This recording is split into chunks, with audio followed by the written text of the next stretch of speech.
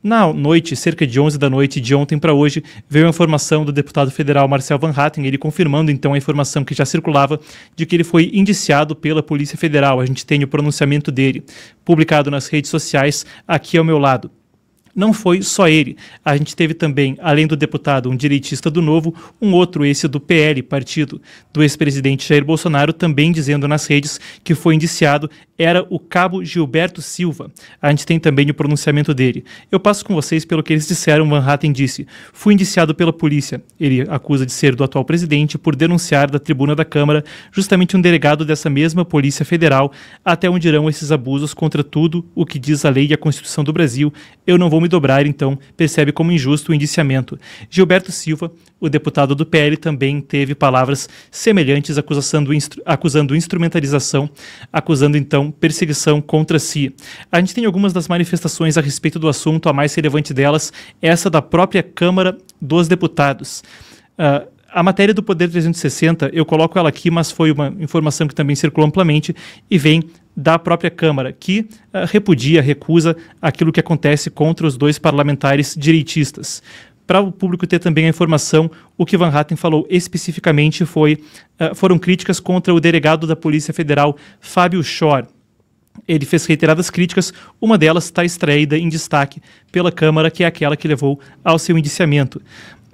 Ele fala então que todos esses que estão perseguidos hoje pela Polícia Federal, todos eles divulgaram a foto de mais um abusador de autoridade da Polícia Federal. Esse aqui, Fábio Álvares Schor, falei dele já ontem 2 vezes, falei hoje mais na Comissão de Relações Exteriores e falo aqui na tribuna mostrando a foto.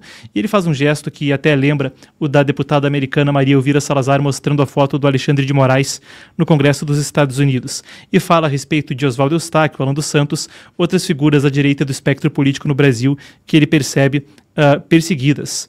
E critica também a atuação da Polícia Federal no caso de Felipe Martins, ex-assessor especial da Presidência da República durante o governo Bolsonaro, que se tornou um caso polêmico, um dos principais em discussão quanto à possibilidade de violação de ruptura do ordenamento jurídico no Brasil. A gente teve, além disso, também outras figuras da direita se manifestando. A deputada Bia Kicis, que, claro, uma liderança do PL na Câmara, disse absurdo, passou da hora da CPI do abuso de autoridade, uma que já havia anteriormente sido promovida pelo próprio Marcel Van Hatten. A gente teve também Carlos Portinho, ele que lidera o PL no Senado, falando o seguinte: o indiciamento de Marcel Van Hatten é mais um duro golpe sobre o Congresso brasileiro, que guarda por seu presidente, Rodrigo Pacheco, a passividade de quem avaliza a violação das prerrogativas parlamentares. Ele diz que é inadmissível e injustificável, e o senador Rogério Marinho, claro, ele que esteve nos ministérios no governo Bolsonaro, agora senador, disse que quando a inviolabilidade do mandato de um parlamentar é relativizada, imagina de um cidadão comum. Esse é um claro ataque contra a liberdade de expressão. Conte comigo, deputado. E, claro, eu trago a manifestação dele porque ela também ajuda a gente a ter perspectiva a respeito da dimensão da coisa e como isso pode afetar cidadãos comuns também. A gente relembra que, pela Constituição, os parlamentares têm resguardado seu direito a quaisquer manifestações pelo artigo 53. Aqui para discutir com a gente o assunto, então, eu trago ele novamente, que foi muito elogiado no programa de ontem, o doutor André Marcília, o primeiro advogado do inquérito das fake news, e eu aproveito a ocasião para mostrar novamente seu livro, o excelente Censura por Toda Parte, onde ele relata detalhes da questão. E quem melhor para discutir com a gente o caso e liberdade de expressão, eu trago ele conosco. Boa tarde, doutor, consegue me ouvir?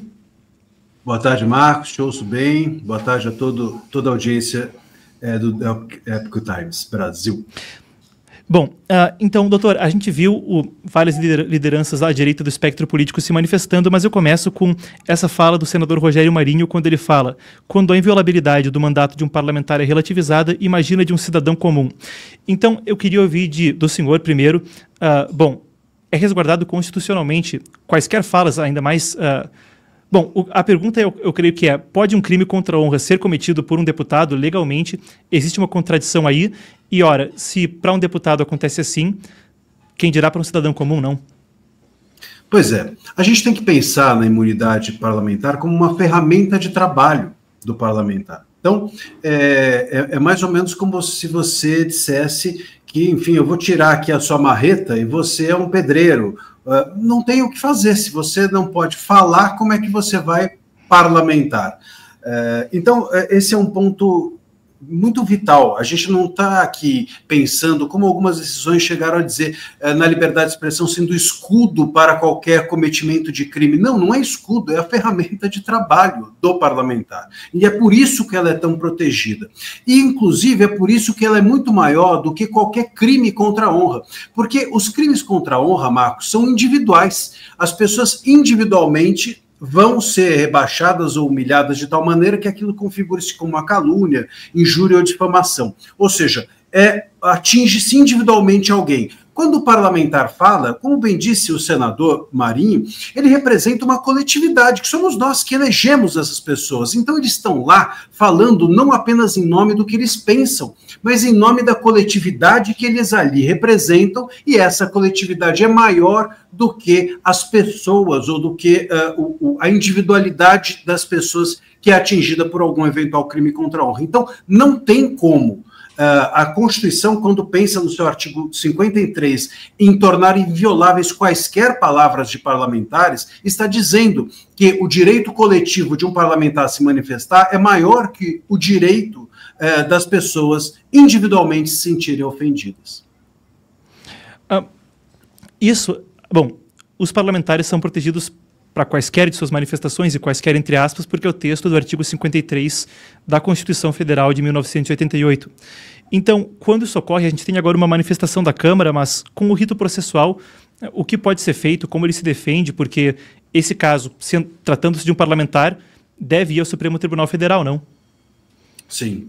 Sendo um deputado federal, ele tem prerrogativa de foro, chamado foro privilegiado, isso vai ser foi investigado, supostamente, agora há o indiciamento, quer dizer, essas investigações indo adiante, quem denuncia é o PGR, e o PGR vai se direcionar a um dos ministros. Então o STF é quem vai julgar.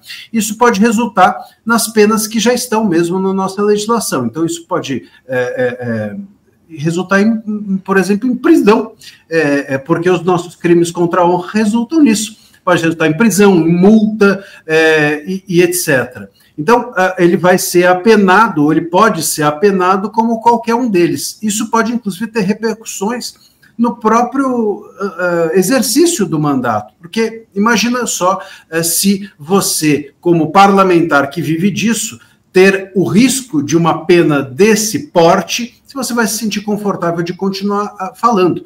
Eu espero que continuem e que se sintam confortáveis esses parlamentares, mas isso pode inibir a própria função dele.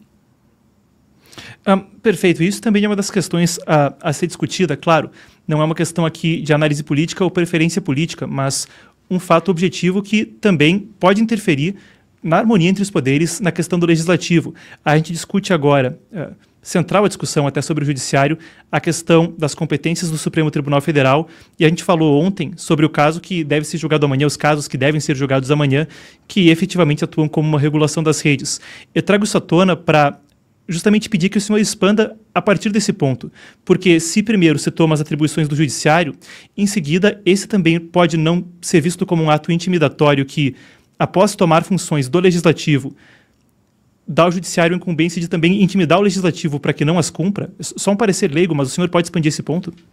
Não, sem dúvida. É uma ótima percepção e, infelizmente, a gente não tem vivido isso só agora, né? Então, de alguma forma, o fato de qualquer parlamentar, por uma simples fala da tribuna, porque antes ainda havia uma jurisprudência minimamente consolidada no sentido de que se a sua fala parlamentar está relacionada ao exercício do seu mandato, nesse caso está, e se ela é feita da tribuna, e nesse caso foi feita, então isso ressalva, essas eram as únicas condições que você precisava preencher dentro da jurisprudência para poder falar o que quisesse, ter as suas palavras invioláveis, como diz a Constituição, civil e criminalmente, que a Constituição ainda expande a esse ponto no artigo 53, civil e criminalmente. Então, preenchidas essas condições, você podia falar o que você quisesse. Quer dizer, agora o que o STF faz é passar por cima da sua própria jurisprudência e isso não apenas intimida o parlamentar específico, no caso Van Hatten,